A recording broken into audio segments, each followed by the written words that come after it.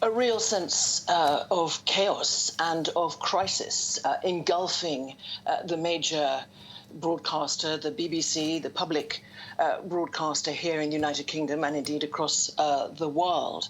And as you said, a day of disruption, of chaos, particularly for programmers, since many sports programs were pulled at the very last minute, not just the iconic years-old match of the day, which in the end was reduced from about nearly 2 hours to 20 minutes with no commentary, no presenter, no iconic sig tune, no pundits.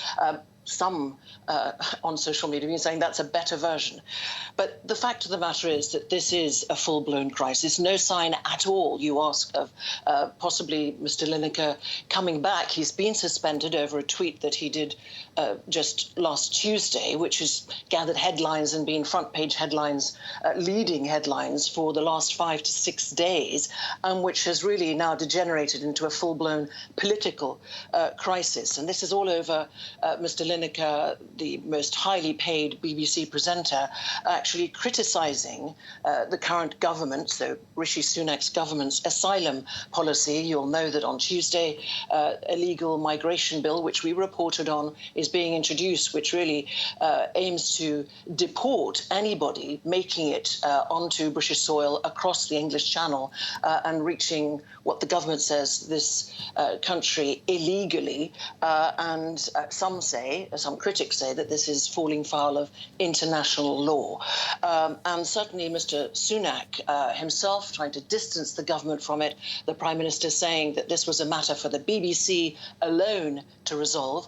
As far as the Director General of the BBC, Tim Davie, he has apologised to licence fee payers for the disruption, has promised that they're working hard to resolve this, but there is no guarantee that today's BBC sports programmes are not going to be similarly disrupted. And Benedict, this isn't the first time the BBC has been accused of bias. How serious is this row for the broadcaster? And it's an extremely serious row, as I said, because it's gone beyond being a tweet. Tim Davie, Director General, prides himself very much about the impartiality rules that have existed since the beginning, the launch of the BBC over a century ago.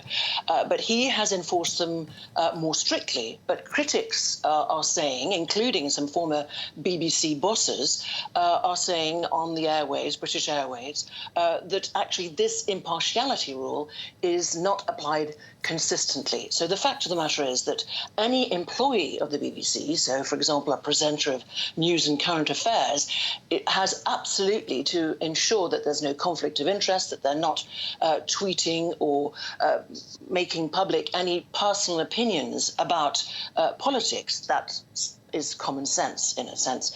But what is less clear is that Gary Lineker is a freelancer, and that critics of the BBC say that actually this is being very hard on Gary Lineker, and they say unfair, because they say that these impartiality rules have not been applied consistently across the board. So there's a very big question mark over that. And possibly the most dangerous thing for the BBC are the accusations being levelled at it, whether it's by the Labour opposition or by others, that the BBC is, quote, caving in to political pressure from the government, from Conservative MPs. That's a very serious and worrying accusation, a very damaging one for the reputation, the authority and the credibility of the BBC.